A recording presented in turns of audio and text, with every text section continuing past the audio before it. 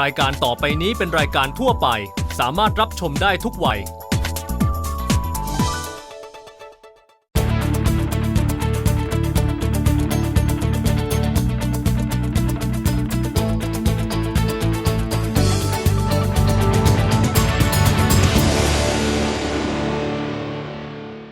สนับสนุนโดยแลกเงินด้วยบัตรเครดิตกสิกรไทยเที่ยวก่อนจ่ายทีหลังไม่มีค่าธรรมเนียมผ่อนชำระได้จากธนาคารกสิกรไทย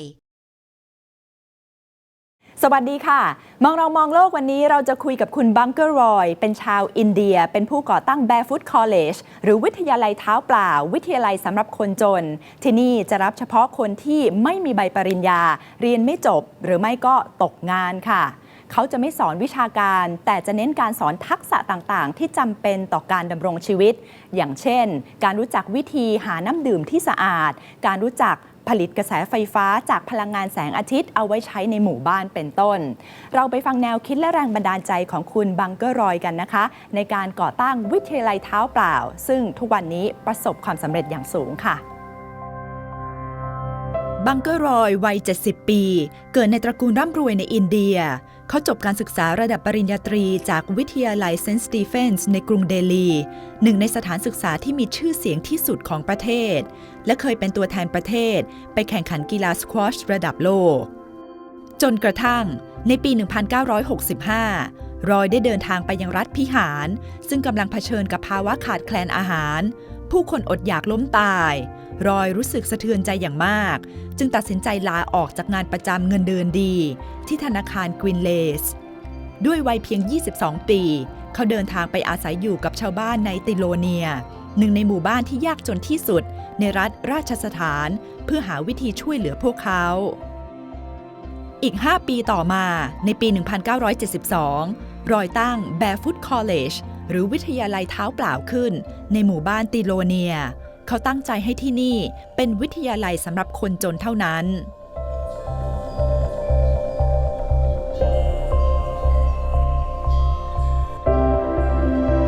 Mr. Roy, what was your inspiration back then to set up the Barefoot College? I had no idea that I was going to start a Barefoot College until I went to a famine in Bihar, in the Indian state of Bihar in 1965. Because I came from a very cloistered existence, I went to a very snobbish, elitist school and college in India. They did not expose me to that part of the country which lives in the villages of India. What Mahatma Gandhi said is the real India. So only in 1965 I was exposed to that part of India which shocked me, which really traumatized me. And I saw hunger, death and starvation for the first time.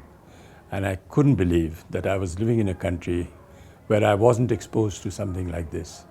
So that made me feel that I have to actually live and work in villages where it makes the most difference and it can have the widest impact. So in 1967, I decided to be an unskilled laborer digging wells, finding water in Rajasthan for 5 years. And that's when I was exposed to some very incredible people who had such tremendous knowledge and skills. Everywhere in the world in traditional villages, including Thailand, you'll have people with tremendous knowledge, skills and wisdom which are not recognized, which are not respected, not applied. So I thought I'd start a college only for the poor where that such practical knowledge, skills and wisdom would be recognized, respected and applied. วิทยาลัยเท้าเปล่าไม่ใช่วิทยาลัยที่สอนวิชาการแต่สอนทักษะความรู้ที่จะทำให้ชีวิตความเป็นอยู่ของชาวบ้านดีขึ้นเช่นวิธีหาน้ำดื่มที่สะอาดการมีไฟฟ้าใช้ในบ้านการรู้วิธีรักษาพยาบาลตัวเองโดยเน้นเอาภูมิปัญญาพื้นบ้านที่มีอยู่ดั้งเดิมมาต่อยอดในการเรียนการสอน What's the main goal of Barefoot College? To show there's another way of developing people. One way is to recognize this knowledge skill and apply it on a large scale and show that it is relevant, applicable even today in the 21st century. That such knowledge and skills that have stood the test of time should not be devalued or distorted or destroyed. We should build on what we have and not replace it with something totally alien and new. The second was to show that there is a different way of looking at education. Today, there is a big difference between literacy and education. You know, Mark Twain said, never let school interfere with your education. Education is what you get from your family, from your environment, and from your village, from your community. School is where you learn how to read and write.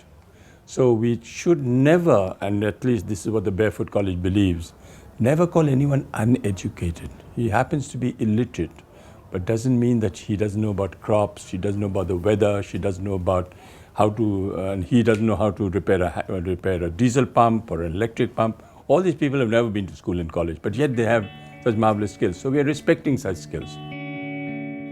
วิทยาลัยเท้าเปล่ารับเฉพาะคนจนที่เรียนไม่จบหรือถูกไล่ออกจากโรงเรียนตกงานเป็นเด็กเกเรหรือถูกสังคมทอดทิ้งเพราะที่นี่ไม่ได้มองว่าทักษะในการอ่านเขียนเป็นเรื่องสำคัญทักษะในการเอาชีวิตรอดต่างหากที่เป็นสิ่งจำเป็นมากกว่า Who are the students at Barefoot College? Everyone is a student. There is no fixed time when you go through this course or the other. You can walk into the college and stay with me for 20 years. You're still a student. You're still learning. Is there an age limit? No age limit. Anyone can join. Anyone can join provided he or she is from a village, provided he or she has never been to school and college, provided he or she has a skill that we can use or mobilize or learn from. So we have a very vast area of people who want to come. So what do you actually teach at Barefoot College? It's a college where you should be able to try new ideas, take risks. If you have a crazy idea, come to the Barefoot College. Try and apply it if you can. Such as? If you go to an engineer today and you ask what is the solution for drinking water, he or she will say, put in a hand pump, do a bore well, go underground and take water out. Right. But if I go to the people and I say, what is the solution for drinking water? They say, collect rainwater. It's been done for thousands of years, but the engineer doesn't believe in it. So why should we believe the engineer and not the people? So we now only listen to the people and not the engineer. The people say collect rainwater. So we collect rainwater which is going waste. Today, in many parts of the cities and in villages, no one collects rainwater from the roofs. It falls and flows off into the river. We feel that you should collect every drop when it rains, even in places where it rains a lot. Because then you are self-sufficient in water. You don't have to take the water from groundwater, which is very precious, from below, and then feed the cities and villages. So we have a different mindset here. Listen to what the people have already tried, tested, proven, and apply them on a large scale. So in about 1,200 schools around the country in India, we collect over 100 million liters of rainwater. And that water is used for toilets, is used for drinking water, is used for social forestry. So this is just one example. We believe that the only approach to a sustainable solution is to demystify the technology and decentralize it and put it in the hands of very poor people.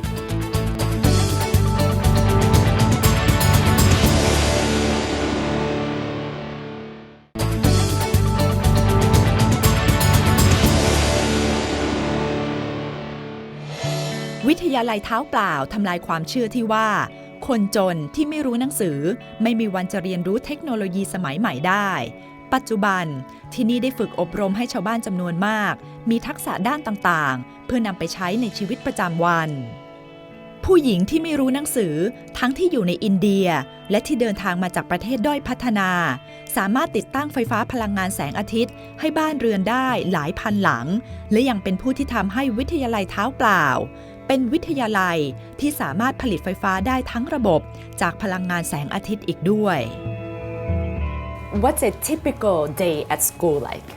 One of the many things that we do in the Barefoot College is to solar electrify villages all over the world. And one way that we solar electrify villages is to train grandmothers who are illiterate, who have never left their villages in their lives. And through sign language, not the written or spoken word, we train these grandmothers to be solar engineers, and they solar electrify their own village when they go back.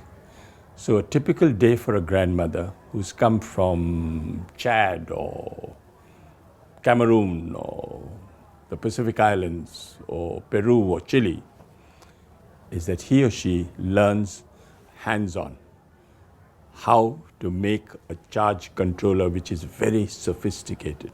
If you ask an engineer how long it takes to make a charge controller, he will say, I need to go through a 5-year electronic course.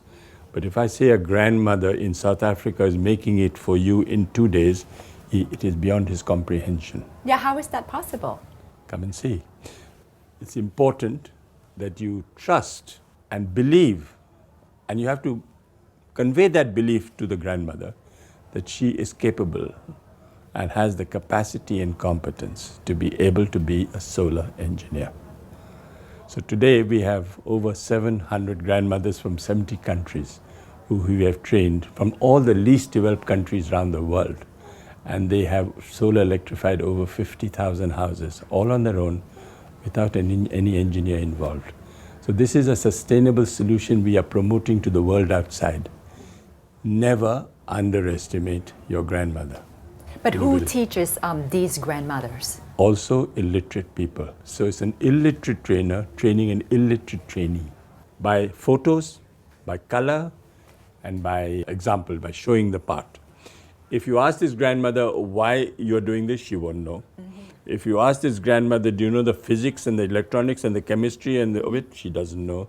But if you ask her to put a solar lantern together in half an hour, she will do it and make it work. Wow, that's fantastic. So apart from solar power, what else do you focus at the school? We are focusing on the area of basic minimum needs.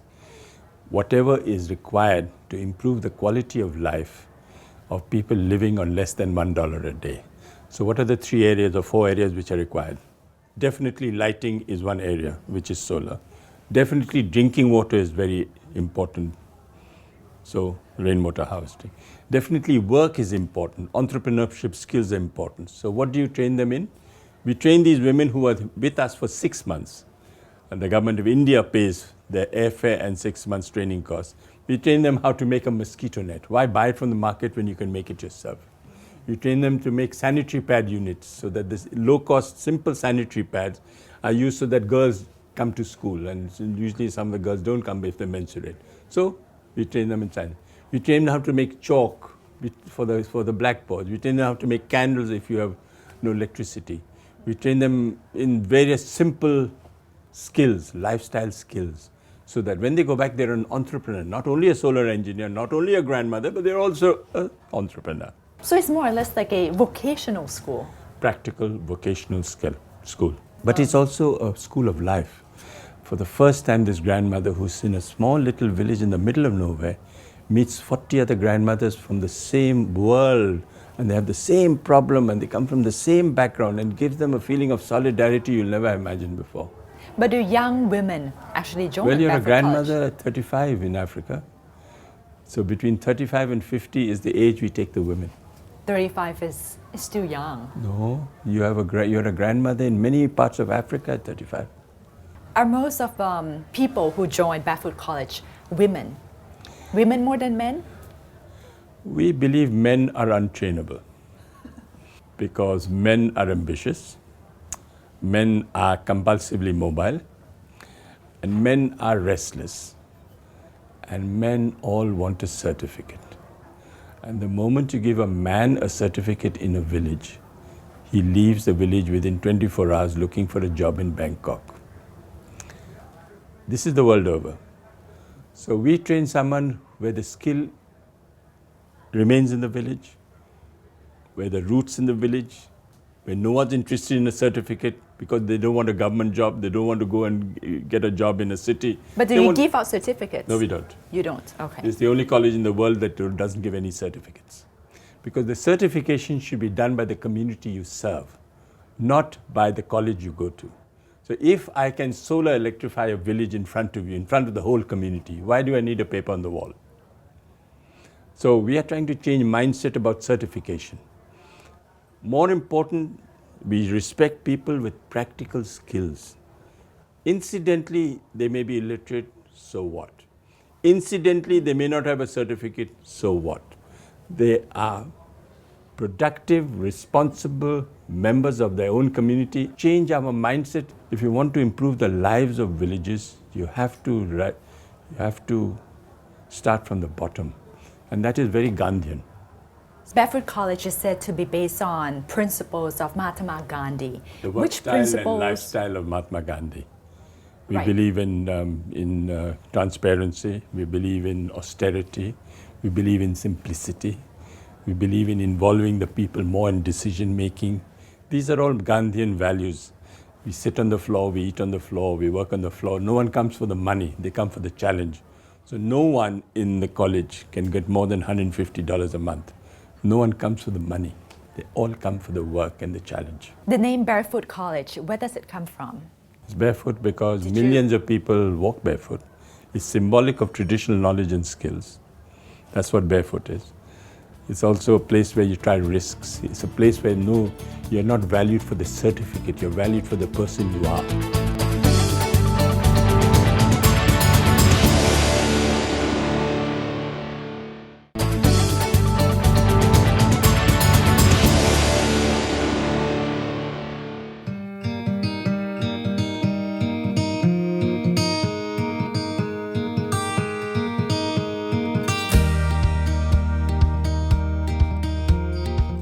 For India, what are the positive changes that you see when people come to Barefoot College and then they go back to their own villages? We are promoting a Gandhian model of self-sufficiency, of sustainability. We are focusing on basic needs only. We are doing something very simple that the people can understand and people can accept and people can own. You know, you have to own the process, which is important. It shouldn't be only top-down, as we say. Your management, control and ownership of the whole barefoot process must be in the hands of the people so that they take responsibility. That is the whole idea of the college. And now young boys and girls have come to the Barefoot College and stayed with us, and now they said they want to go back to the states they come from. So now we have 23 Barefoot Colleges in 13 states of India, all over. Does it also promote gender equality somehow in India? Very important. But we have to show what we mean by gender equality. If we don't have courses, but we just expose the rural women to areas which are typically identified with men. Technology is usually identified with men. It's not a women's thing, especially in the village. You know, this whole area of learning some sophisticated skills is only identified with men traditionally. So we are exposing these women only to things which are exposed to men. So now there's a bit of a friction here. But it has worked out well. So they are the change agents. They are the new role models for the youngsters in the village. Because they don't have a role model. The only role model is a football player or a film star. And all of a sudden you have this grandmother who's become a solar engineer, which is unheard of. So they're all very cool. It's all very cool. And they love it. They love it. What do the men say? They're scared. They're scared. Is that a good thing? Good. Because, you know, for instance, you have many instances where the man says, oh, you want to go to India for 6 months? All right, I'll take another wife. I can't wait for you for 6 months. Okay? So she goes in spite of this threat. She goes. For the first time, she's got this opportunity. She goes, comes back and solar electrifies the village in front of the husband. And the husband then has to say, please come back. You know, it's such a great, she's got so much respect. You've been idolized by the whole village, so no reason why you can't come back and become my wife again, you know. But it's a risk the woman takes. But men actually join Barefoot College as well, right? Men do. There are lots of men in the Barefoot College. Some of the trainers are men. And they do go back to their own villages? They go back. But we don't train them as solar engineers. Our solar engineering is only for women. But sometimes the women train the men when they go back. So what do men actually learn at Barefoot College? They learn the health side, the community health side. They learn on the rainwater harvesting side, how to make rainwater harvesting structures. We're also exposed to the handicrafts. The handicrafts is one major income generating section. So we're working with about 400 artisans on handicrafts, and we market it for them in the Barefoot College. Do you also teach them skills to be entrepreneurs? Yes, they have to. While they're captive for 6 months from all over the world, we train them into learning computers, learning about how to market goods, quality control, that sort of stuff. But it's done very gently, very, very gently. วิทยาลัยเท้าเปล่ามีโครงการโรงเรียนภาคค่ำซึ่งเกิดขึ้นจากการที่รอยพบว่าสาเหตุที่เด็กกว่า60%ในอินเดียไม่ไปโรงเรียนเพราะพวกเขาต้องช่วยพ่อแม่ทำงานในเวลากลางวันโรงเรียนภาคค่ำจึงถูกออกแบบให้ตรงต่อความต้องการของนักเรียนไม่ใช่ของครูผู้สอนซึ่งได้ช่วยเด็กถึง 75,000 คนได้ไปโรงเรียน We run about 100 schools at night for children who can't go to school in the morning. And we teach them we expose them about village institutions, about their own village rather than about their country. So they should know more about their own village, how it works, what are the institutions that work. So we work with about 7,000 children in about 200 schools all over.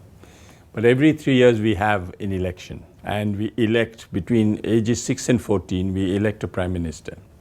The prime minister is 12 years old and she looks after 20 goats in the morning, but she's prime minister in the evening. And she has a cabinet. Between 6 to 14, she has a cabinet which monitors and supervises all the schools. Prime Minister is very strong. Which ones have a solar lantern which work, where the teacher is absconding or the teacher's beating a child. All this is reported to me in the cabinet meeting. And in the cabinet meeting, when these decisions are taken, we follow up on those decisions. Looking back over 40 years of Barefoot College, are you happy, satisfied with the results so far today? There is an alternative approach model right now, which is the Barefoot model, which people are looking at and saying which is the model that they need to promote, because this is less expensive, more simple, down to earth. The UN and the World Bank model is more expensive, more top-down, more depending on professionals, but this is depending entirely on the people. So this is where the contrast is, and we're very happy with the impact this contrast has made on the global mindset of development. วิทยาลัยเท้าเปล่าถือเป็นตัวอย่างที่ดีในการที่จะพัฒนาคุณภาพชีวิตของคนยากจนโดยการใช้ภูมิปัญญาชาวบ้านที่มีอยู่แล้วบวกกับการให้ความรู้ใหม่ๆที่สำคัญคือการสร้างความมั่นใจให้กับชาวบ้านว่าพวกเขามีศักยภาพมากเพียงพอที่จะพัฒนาตัวเองและสร้างความเปลี่ยนแปลงที่ยิ่งใหญ่ได้ค่ะพบกันใหม่สัปดาห์หน้าวันนี้สวัสดีค่ะ